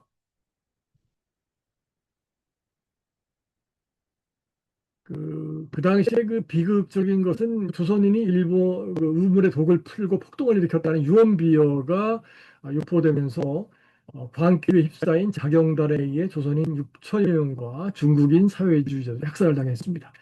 그 자연의 재앙 위에 인간의 잔혹함이 겹쳐진 처참한 역사적 현장이었다. 우찌무라는 이 대지진을 일본의 영혼을 정결케 하기 위한 하나님의 채찍으로 봤습니다. 아, 만일 이 재앙으로 일본 민족의 영혼이 깨어난다면 10만 명의 육체적 죽음도 결코 헛되지 않다. 이것은 정결을 위한 멸망이요 구원을 위한 멸망이며 신천지 신일본 건설의 절호의 기다. 그러나 우즈모라는 지진 직후 벌어진 조선인 학살에 대해서는 끝내 직접적인 언급을 남기지 않았다. 이게 이제 이 언급을 직접 남기지 않았다는 게 이제 문제가 되어서 비판의 그 구설에 오르는 거죠. 그 지진 후 50일간의 일기에는 마을의 안녕을 위해 동네 불침번을 썼던 기록이 보일 뿐 이게 답니다. 우즈메라도 그 도쿄에 그 자기 마을이 있을 거 아니에요. 그 동네에 불침번을 썼다는 거 그것만이 일기에 남아 있어요. 이 기록에서 그가 참여한 야경은 마을 주민들이 범죄 예방을 위해 자발적으로 꾸린 방범 활동으로 조선인을 사냥하러 다녔던 광기 어린 자경단과는 성격이 다르다. 다만 도쿄 전체가 공포와 유언비어로 들끓던 상황에서 우찌무라 역시 실제하지 않는 위협으로부터 집을 지켜야 한다는 당대의 혼란스러운 여론 속에 머물러 있었음을 보여준다. 그 당시에 그 헛소문이 막 유언비어가 돌았는데 그것이 헛소문이라는 사실을 명료하게 인식하지 못했다는 점. 그게 이제 우찌무라를 비판하는 사람들이 우찌무라의 한계로 지적하는 대목입니다. 홍위표는 우찌무라가 유언비를 사실로 믿었으며 그의 사고방식이 조선인을 적대시한 당국과 일치한다고 비판했다. 그는 우찌무라가 삭살의 침묵으로 일관하며 훗날 성서연구회에 조선인 유학생을 태연하게 초대한 것은 거대한 사상가의 인간적 한계를 드러낸 실망스러운 모습이라고 일갈했다. 하지만 우찌무라가 유언비를 맹신했거나 자경단에 적극 가담했다는 직접적인 증거는 발견되지 않았다. 전혀 증거가 없어요. 저는 홍익표 교수가 우찌무라를 비판하는 것은 뭐 공격할 수 있다고 봐요. 하지만 근거 없는 비판을 했다는 점, 일정 부분. 저는 그런 점을 지적하는 거죠. 그의 침묵이 방조인지 혹은 사태를 파악하지 못한 것인지 무지인지는 오늘날까지도 평가가 엇갈리고 있다. 주목할 점은 당시 지진의 소용돌이 속에 있었던 김교신과 함석헌의 태도다. 어, 이 김교신 선생은 이 관동 대진에 대한 기록이 없어요. 하지만 함석헌 선생은 함 선생이 1923년도 그 봄에 일본에 와가지고 거기서 그 입시학원을 다니고 있던 바로 그해 가을에 23년 가을에 관동 대지진이 났어요. 그리고 자기 동네에서 직접 그 사건에 연루가 돼가지고 유치장에 구금되었던 직접 피해자입니다. 함 선생이 조선인이기 때문에 그 당시 구금되었던 직접 피해자라고 할 수가 있어요. 반면 김교신은 구금 등에 직접 환을 입지 않았으나 동료 유학생들의 추순환과 조선인 학살의 광기를 도쿄 한복판에서 생생히 목격한 현장 증인이었다. 이들은 스승 우찌무라가 학살에 대해 침묵했음에도 불구하고 그를 공개적으로 비난하지 않았다. 국가가 조직적으로 유포한 광기 어린 유언비어와 재난의 소용돌이 속에서 진실을 가로막는 시대의 안개 앞에 한 개인의 지성이 얼마나 무력해질 수 있는지 그 뼈아픈 인간적 한계를 인정했기 때문일 것이다.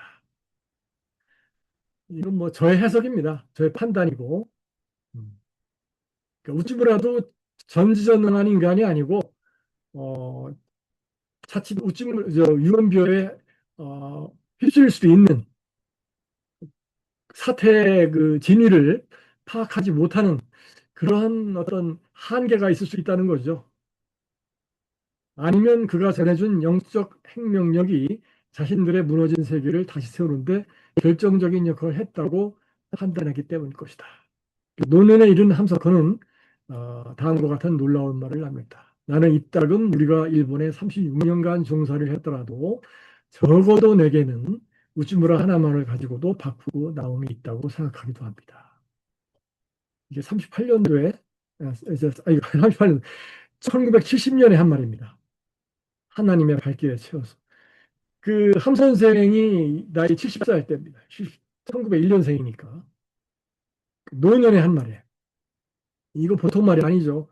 민족이 겪은 집단적 고통을 한 개인의 영적 만남과 맞바꾸겠다는 이 발언은 일반적인 국민 정서로는 결코 수긍하기 어려운 파격적인 선언이다. 아무리 존경하는 스승이라 해도 2천만 백성이 견뎌했던 식민지의 참혹한 삶과 비교될 수 없기 때문이다. 하지만 이는 젊은 날의 일시적인 감상이 아니라 70평생을 구도자로 살아온 사상가가 자신의 생애를 반추하면서 내놓은 무게 있는 고백이었다. 함석헌은 50년대 말부터 이런 비슷한 말을 여러 차례 공공연하게 밝힌 바가 있다. 함석헌의 말에서 적어도 내게는 이라는 전제에 유의해야 한다. 이 말은 식민지 36년의 고통을 가볍게 여기는 것이 아니다. 그 칠흑 같은 어둠 속에서도 끝내 건져 올린 한 점의 빛, 한 점의 빛.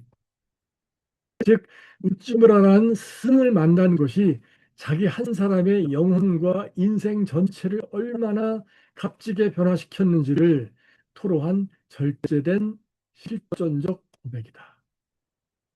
이걸 실존적 고백이라고 봐야지 그 말 그대로 정말 오해하기 딱 좋지만 2천만 그 조선 백성이 겪었던 고통과 맞붙을 수 있다가 말하는 거는 정말 해석을 잘해야 되겠죠. 마틴 부부가 말했듯이 인간은 진정한 너를 만나야만 진짜 나가 된다. 김교신과 함석헌은 웃지마라는 너를 통해 하나님 앞에 선 자유로운 나를 발견했고 그 만남은 평생 그들을 지탱하는 은총이 되었다. 제가 어줍지 않게 뭐 마틴 부부까지 인용을 했는데 그 저 뒤에 보면 아마 4강, 5강 뒤로 넘어가면 마틴 부부에게 한 번 더 나옵니다. 저는 그 김교신과 우찌무라 그리고 누평구와 김교신 이런 분들의 만남과 사제지간의 그 인연이 마틴 부버의 나와 너라고 하는 개념으로 해석이 될 수 있다는 점이 굉장히 흥미로웠어요. 그렇죠? 이 점은 그래서 제가 이제 그 뒷부분에 가서 이 점을 좀 더 좀 다른 각도에서 좀 더 부연 설명을 그 시도를 했습니다. 오늘은 뭐 거기까지는 하지 못하고요. 어, 다음에 또 다음 강에서 말씀을 드리도록 하겠습니다. 그리고 저는 김 선생 그 하면서 그이 마틴 부부도 그렇지만 히로케고도 그렇고 아까 처음에 말씀드린 그 세계사적인 보편성 그 위에서 김 선생의 위상을 우리가 파악하면 훨씬 더 우리가 김 선생을 그 기독교라는 울타리를 떠나서 비기독교 세계, 그러니까 김 선생도 사실 그 당시 조선 인구가 2천만인데 기독교 인구 30만, 비기독교가 1970만인데 나는 자기는 30만보다 1970만이 더 중요하다고 그랬거든요. 김 선생이 비신자. 그래서 저는 제가 뭐 어줍지 않게 마틴 부버니 뭐 파스칼이니 뭐 밀턴이니 칼날이니 뭐 이런 인물들을 밀턴이니 이런 인물들을 그러니까 김 선생 설명하면서 중간중간에 끼워 넣는 게 바로 이제 그런 보편성을 부여하는 작업의 일환이라고 저는 스스로 의미 부여를 했습니다. 저도 제 책이 얼마나 제 목표에 도달할지는 저도 모르죠. 하지만 저도 김 선생한테 배운 게 있거든요. 그런 점에서는 김 선생이 1970만 명을 그 독자로 그 상정했듯이 저 또한 기독교를 믿지 않는 저 자신이 저도 교회 다닌 적이 없어요. 평생. 예, 그냥 비기독교였다가 그냥 무교회를 통해서 기독교로 들어간 케이스이기 때문에 저는 김 선생의 그런 입장과 태도가 상당히 자연스럽거든요. 너무나 잘 이해가 돼요. 그래서 저도 제 글이, 제 책이 할 수만 있다면 얼마나 될지는 모르나 비기독교인들한테 어, 그 다가갈 수 있는 그런 글이 되었으면 하는 그런 마음속에 바람이 있습니다. 근데 사실 그게 너무 어렵더라고요. 그게 말로는 제가 이렇게 뻔지르르하게 말씀을 드리는데 실제 그, 그 글로 그를 제가 이제 원고지를 한 3,400장 썼는데 원고지로 옮기려면 그게 쉽지 않았다는 거. 우선 제가 출판사 편집자들을 제가 설득을 해야 되거든요. 근데 그게 참 어렵더라고요. 하여간 여러 가지 지금 이 자리에서 다 할 수 없는 글 쓰는데 제가 많이 고민했던 그 요소 중에 하나가 바로 그겁니다. 김 선생을 이해하기도 어렵지만 그 김 선생의 그 삶과 신앙과 사상을 비기독교인들한테 어떻게 전달할 것인가. 이 문제가 저한테 큰 숙제였어요. 근데 그 숙제를 잘했다는 생각은 지금도 전혀 들지 않습니다. 하여간 뭐 꾸역꾸역 하느라고 했어요. 결과는 모르겠습니다, 저도. 너무 길게 했네요. 여기까지입니다.